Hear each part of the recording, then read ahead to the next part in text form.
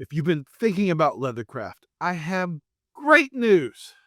You don't have to purchase a bunch of tools because you already have a ton of leatherworking tools at home. You don't think so? Well, listen up because I'm going to give you 10 leatherworking tools that you probably already have at home. You probably use this first tool on, let's say, maybe a weekly basis, and that would be a utility knife or box cutter. You always want a very, very sharp knife when you're cutting a leather. Now, you can get a professional knife and keep it sharp and strop it, or you can get a utility knife with replacement blades because when it's time to sharpen, all you gotta do is swap out that old blade for a fresh one. The blades are cheap, the knives are cheap, and if you go to Lowe's, they even have one made by Craftsman that is made in the USA and very inexpensive. Now, when you're cutting with a utility knife and you want to cut a nice straight line, you're going to need a straight edge. I like to use a cork-backed metal ruler.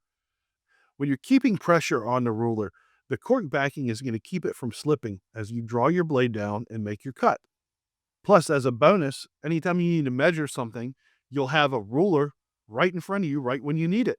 The third leatherworking tool that you might already have at home is a scratch awl or an ice pick. Now, I know the days of ice picks are long gone. Sometimes you can find them. My dad had an ice pick. It goes way back, but it's 2025. No one really sells ice picks anymore. But scratch awls are readily available at a lot of different places. You can find scratch awls at hardware stores, hobby stores. Heck, you can even get a decent scratch awl at Harbor Freight. Scratch awls are great for marking where you want to punch your holes, for scribing on your leather where you're going to have seams. They're just a fantastic tool that's nearly irreplaceable. Do me a favor, if you're enjoying this video, hit that thumbs up button so YouTube can share it with more makers just like me and you. Fourth leatherworking tool that you probably already have at home is a pair of heavy-duty scissors. Now, heavy duty, definitely want heavy-duty scissors. Are you going to cut shapes out with them just like you would paper? I don't use it for that per se, but I do like to use heavy-duty scissors to take a big piece of leather and bring it down to a small or more manageable size. Now, you can find heavy-duty scissors a lot of different places. I got mine at Home Depot, and they're great. I love them. I don't think I've ever even sharpened them. It's just a nice, inexpensive tool you can use to help you with your leather work without breaking the bank. Our fifth tool is great for a bunch of different things we do in leathercraft, and that is the non-marring hammer. I say the non-marring hammer because when you're striking your tools, you definitely don't want to use something too heavy that's going to end up mushrooming over time. Even though there are many times in leatherworking where you want to use a solid hammer with some heft to it, the non-marring hammer is great for most of your everyday leather things. Whether it's tooling or punching holes or using 3D stamps, the non-marring hammer is essential and inexpensive. It's something that every leather worker should have. Our sixth tool that you probably already have at home is sandpaper. And I'm going to just say sandpaper, but it's also going to include the oversized emery boards and sanding blocks that you can get. This is great for smoothing out your edges. Pretty much everyone I know has some sandpaper lying around at home, either because they use it on a routine basis or they used it for a project a long time ago and just haven't used it since, so it just sits around. You don't need any special type of sandpaper, but I would stay away from the really inexpensive stuff. It's just not as durable as the decent stuff you can buy. Leatherworking tool number 7 that you probably already have at home is a binder clip. Yeah, I said it, a binder clip. These are great little tools that you can use to hold your leather together while your glue's drying.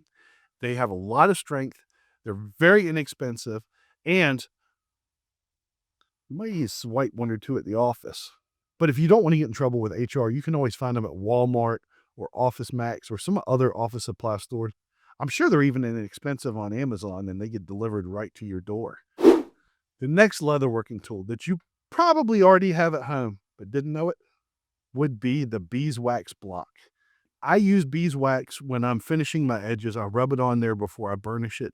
I even dip the tip of my punches in beeswax so they go through the leather a lot smoother, but more importantly, come out a lot easier. They don't get stuck.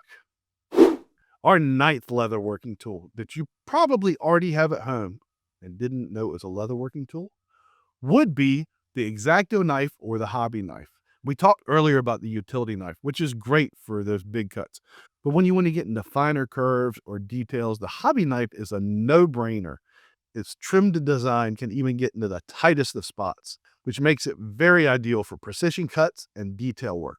Plus, just like the utility knife, you don't need to sharpen it all. Once you start getting a dull blade, just swap it out for a fresh one. Nice, easy, and inexpensive. And the final tool that you probably already have at home, but didn't know it was a leatherworking tool, would be a cutting mat. If you're a crafter, there's probably a high probability you have a cutting mat at home, and it might even be oversized. Cutting mats come in all shapes and sizes. You can get a small one that's like maybe 8 inches by 12 inches, all the way up to ones that are 4 foot wide for large, oversized cuts. Not all of them are inexpensive, but you can definitely find inexpensive ones out there. Heck, the Dollar Tree sells a cutting mat for $1.25. Now, is it oversized with a 4 foot long one? No. But I mean, really? $1.25 cutting mat? You can't beat it. My Dollar Tree cutting mat's actually in my bug out bag right now. Anytime I want to go camping and take my leather tools with me, I just grab that bag and I know that cutting mat is always in there. Did I not mention the tool that perhaps you were thinking of? I'll tell you what, you can do me a big favor. Leave me a comment down below with your idea. I would love to hear this. Hi there. If you're enjoying these tips and you want to dive a little bit deeper into your leathercraft journey, I have a couple of things that I actually make and sell in my online store. You can find them by clicking on the link down below. Right now, I've got a really handy belt template that helps you get that perfect professional shape on your belts every time. Easy belt layout in less than 5 seconds. Yep, literally 5 seconds.